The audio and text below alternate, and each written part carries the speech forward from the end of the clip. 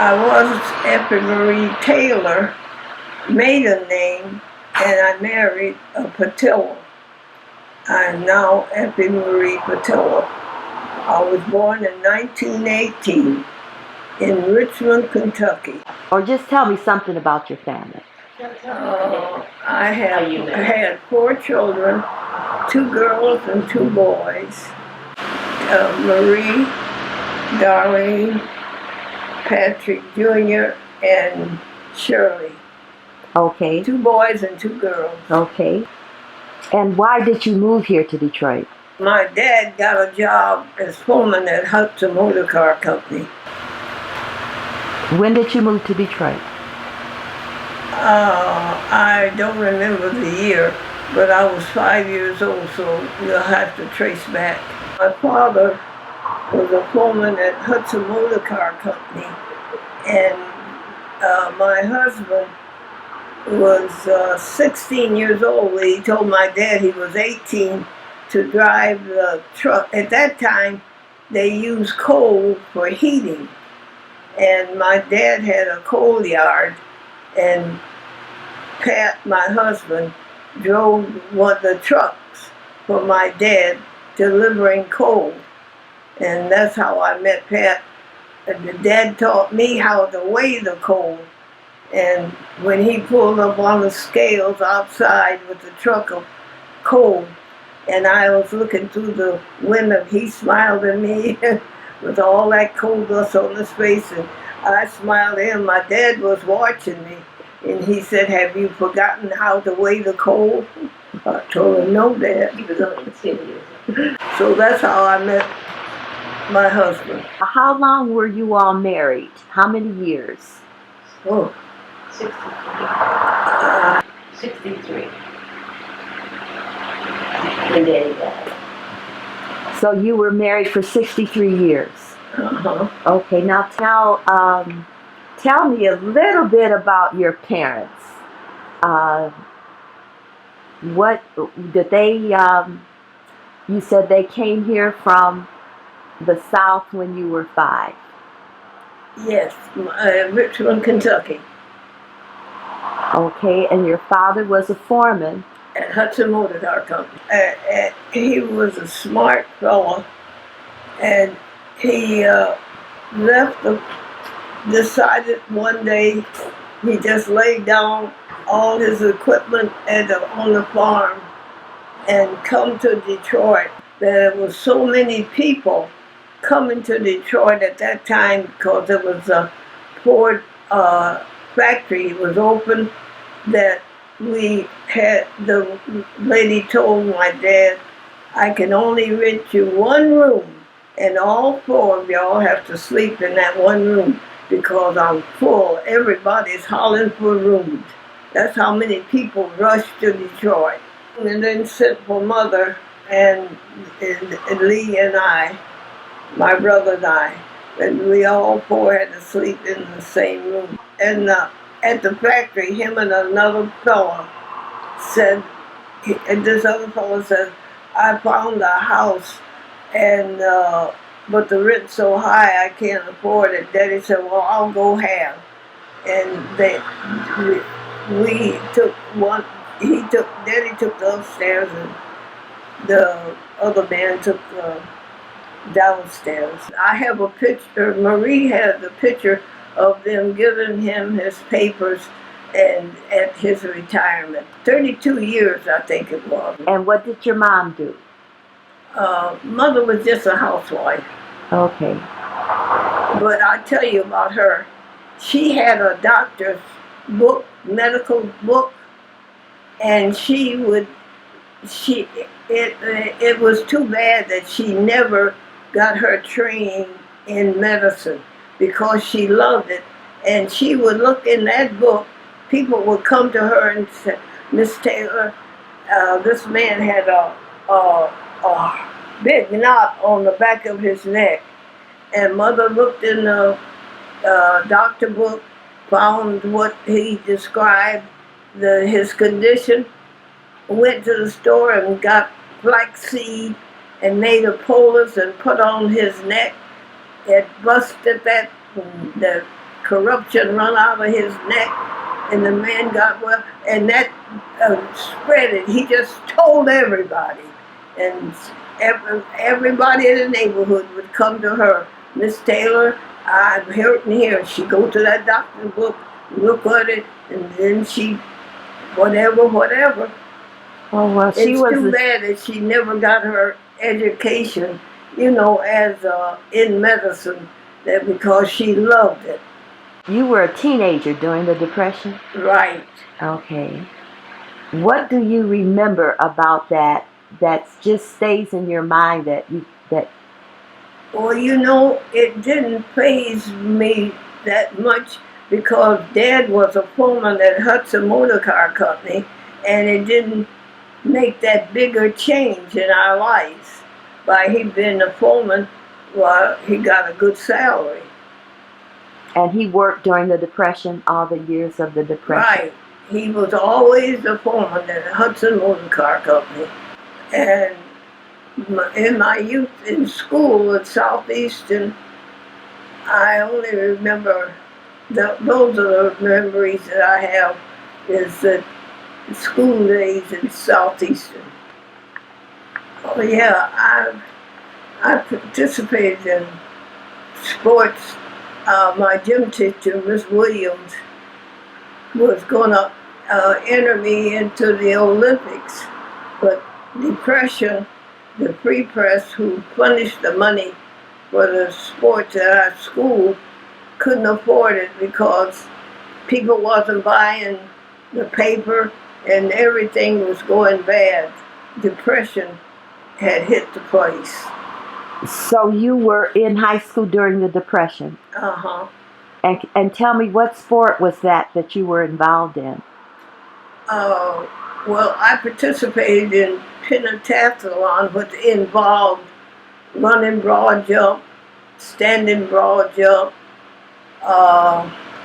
volleyball, basketball. It involved everything. You were evaluated at every sport. And I loved it. I loved it. I jumped 14 feet and 7 inches. You think that your friends, when you were a teenager going to Southeastern, did they accept you? Did the white children accept you? With all open arms. Behind me, I can see her now, Cleo Truax, and redheaded, what was his name? She had just left me all of a sudden. He would say, Effie, give me your paper, because he played football and he wanted to go to practice.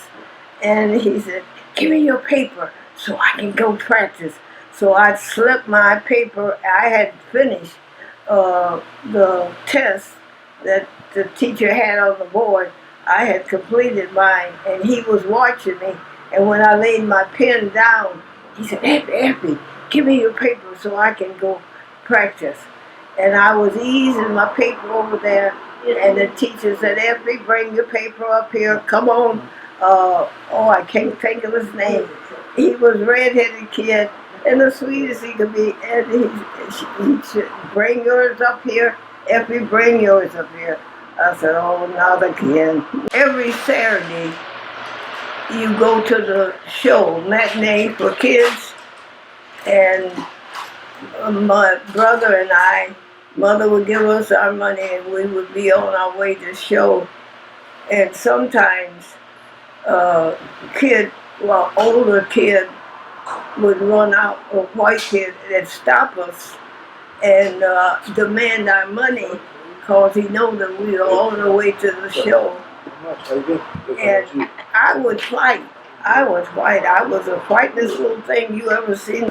One thing I remember in that day, I was about 12, and all the white children, girls, the boys had leather jackets, and the girls had these chinchilla coats. If you had money, that's what your children was wearing.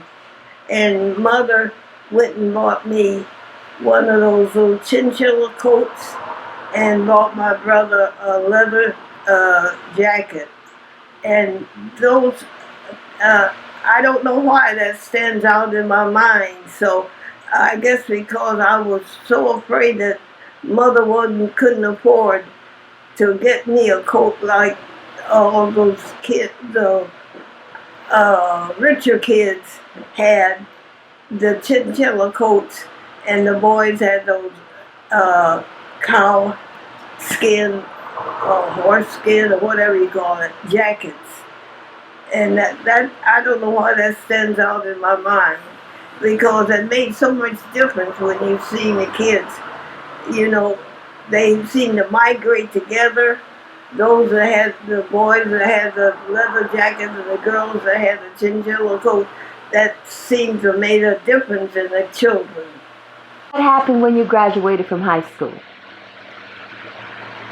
What happened when I graduated from high school? I got married. Okay. Did you think about college at all? No, Okay.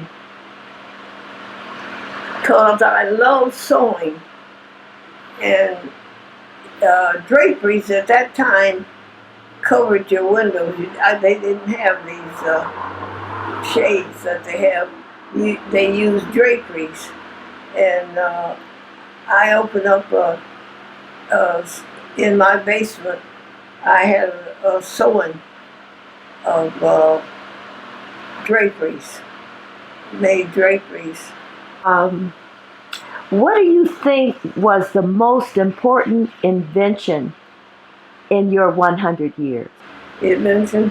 What helped the world the most was automobile because that made transportation for everybody, and it was more safer than a horse and buggy.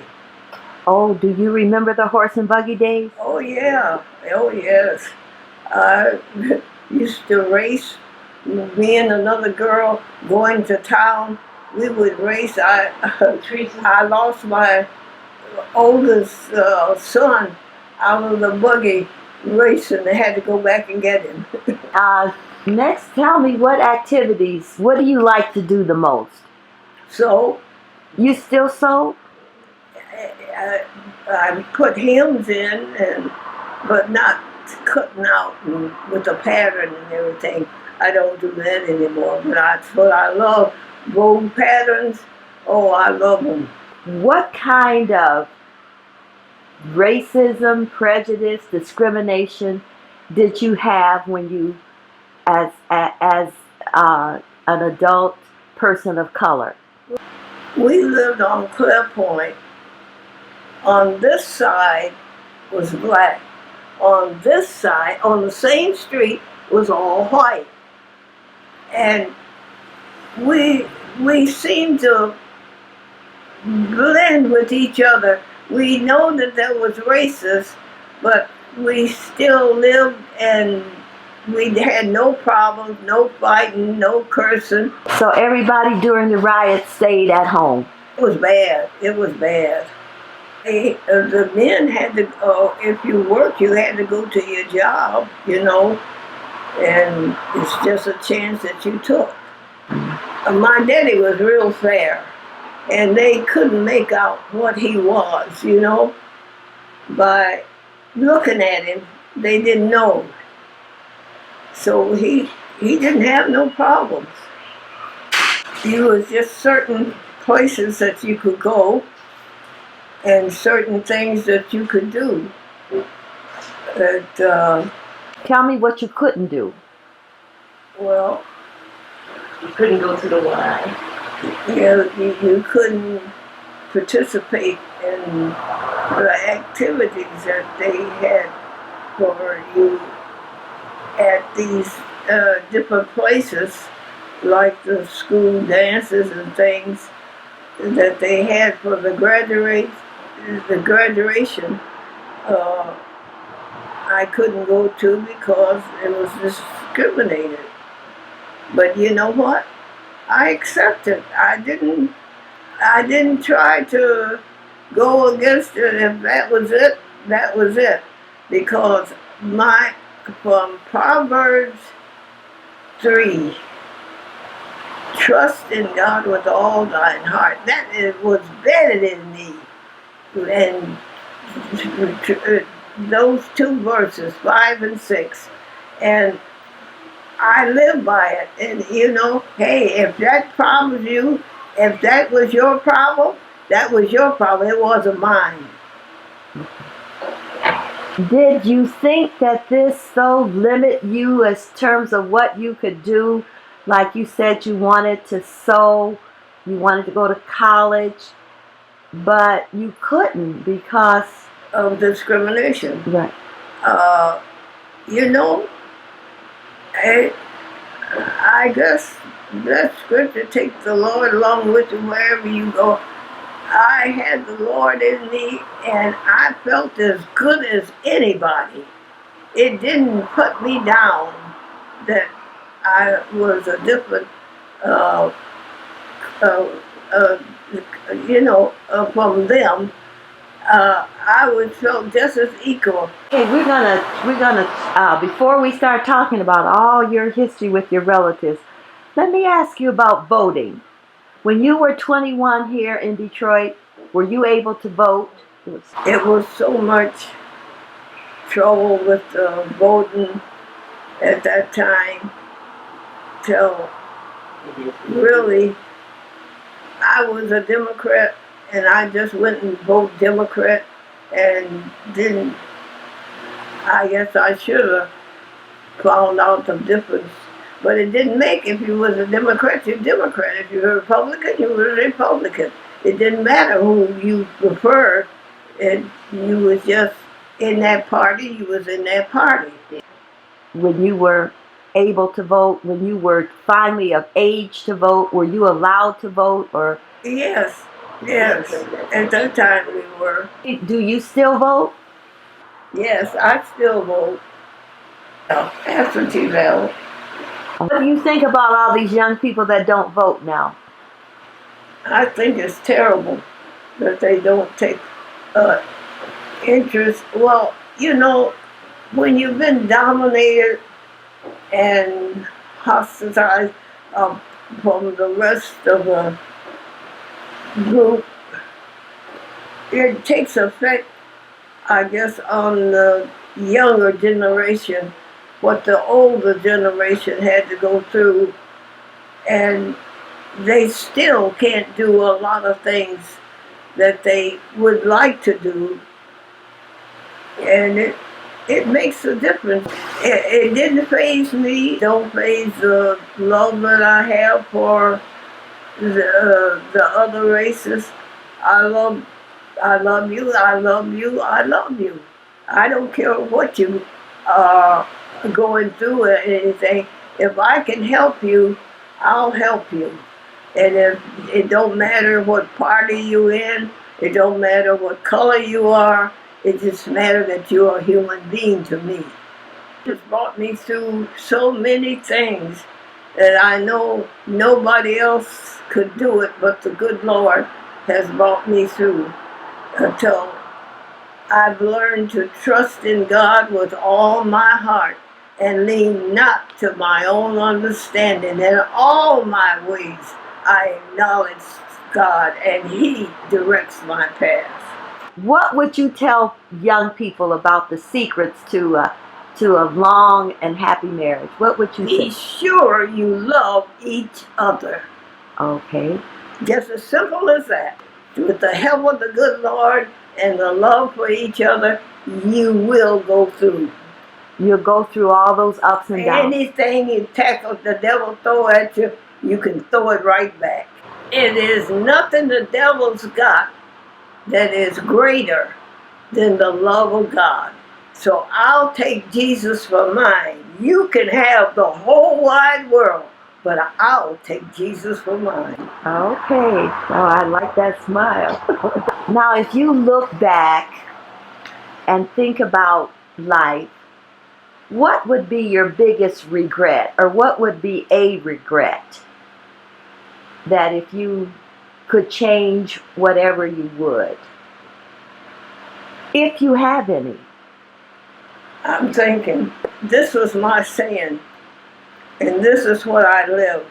Trust in God with all thine heart, and lean not to your own understanding. In all your ways acknowledge God, and He shall direct your path. That's been my faith all along the way. Trust in God with all your heart and lean not to your own understanding. Proverbs 3, 5, and 6. Okay. What kind of advice would you give to young people today?